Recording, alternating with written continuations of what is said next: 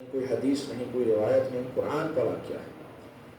جناب سارا کے پاس ایک فرشتہ آیا، کہا کہ اے بی بی، میں آپ کو خدا کی طرف سے بشارت دیتا ہوں۔ کہا کس چیز کی بشارت؟ کہا بشارت یہ ہے کہ آپ کے ہاں ایک فرزند کی ولادت ہوگی۔ جیسے ہی جناب سارا نے یہ سنا تو کہا تعجب، یہ کیسے ممکن ہے کہ اس ضعیفی میں صاحب اولاد ہو جاؤں؟ کیسے ممکن ہے ضعیفی میں میں صاحب اولاد ہو جاؤں؟ آج کے زمانے میں بھی اگر کوئی تعجب کرے ایسا تو محال نہیں ہے۔ کیا دیکھیے زمانہ کہتا ہے میڈیکل سائنس کے مطابق کہ جب انسان کے ہاں 35 سال یا 30 سال گزر جانے کے بعد اولاد ہوتی ہے تو جو بچہ پیدا ہوتا ہے وہ ضعیف ہوتا ہے، ناتوان ہوتا ہے، اس کے جوڑ کمزور ہوتے ہیں، اس کی ہڈیاں کمزور ہوتی ہیں، وہ کسی نہ کسی کمزوری کا شکار رہتا ہے۔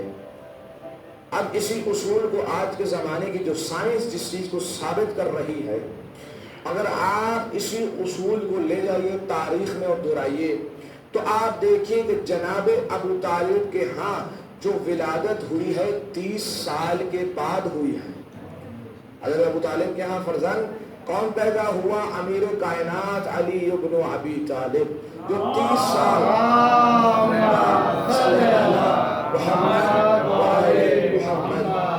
جو فرق سمجھانا چاہ رہا تھا۔ پہلی نشست میں عرض کی تھی کہ ہمارے بنائے ہوئے کے درمیان اور خدا کے بھیجے ہوئے کے درمیان فرق کیا ہے؟ ہمارے بنائے ہوئے کے درمیان اور خدا کے بھیجے ہوئے کے درمیان فرق کیا ہے؟ عزیزان گرامی، ابو طالب کے ہاں ولادت ہوئی 30 سال کے بعد۔ میڈیکل سائنس یہ کہتی ہے کہ جو 30 سال کے بعد بچہ پیدا ہوگا اس کی ہڈیاں کمزور ہوں گی، اس کے ہاتھ کمزور ہوں گے، اس کی آنکھیں کمزور ہوں گی، وہ صحیح سے چل نہ سکے گا، کسی نہ کسی کمزوری کا شکار رہے گا۔ لیکن تاریخ نے اس بات کو غلط ثابت کر دیا کہ جب ابو طالب کے ہاں 30 سال کے بعد آخری عمر میں بیٹا پیدا ہوا، شیر خدا بنا۔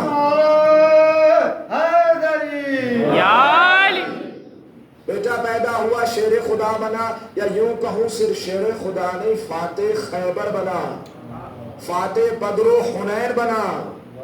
عزیزان گرامی، کیوں؟ کیونکہ خدا کا بھیجا ہوا ہے۔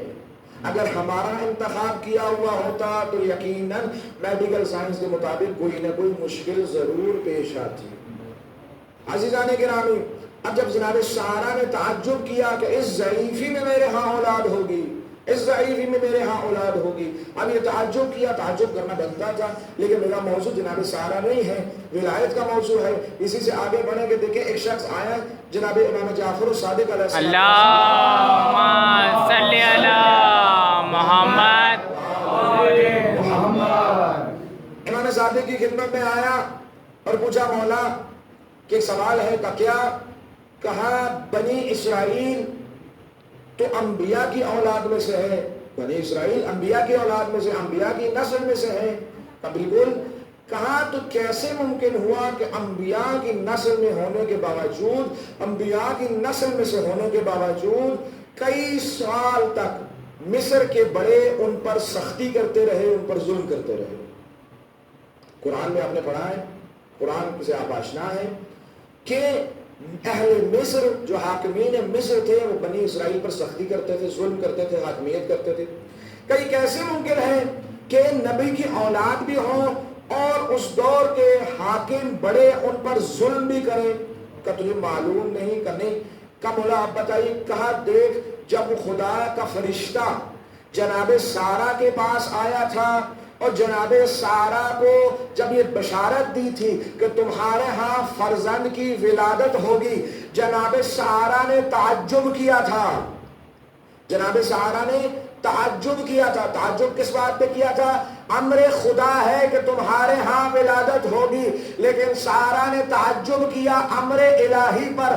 اولاد کئی سو سال سختی کا شکار رہی، تو جو ہاتھ ہے تو عرض کروں کہ اگر جناب سارا خدا کے امر پر تعجب کرے، خدا کے امر پر تعجب کرے، اولاد کئی سو سال سختی کا شکار ہو جائے، تو آج کے زمانے میں اگر کوئی اولو الامر کے فضائل پر تعجب کرے تو اس کا اللہ جانے کیا ہوگا۔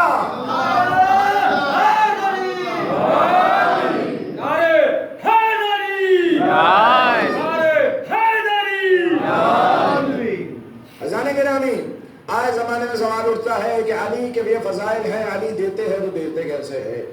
علی نے یہ کیا، ہم جب کہتے ہیں کہ علی کے در سے ہمیں رزق ملتا ہے تو زمانہ کہتا ہے کیسے؟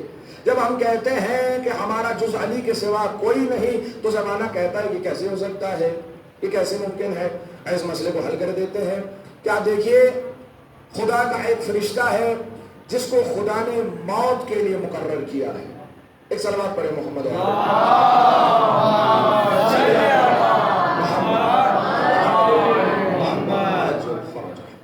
خدا کا ایک فرشتہ ہے، نام ہے عزرائیل۔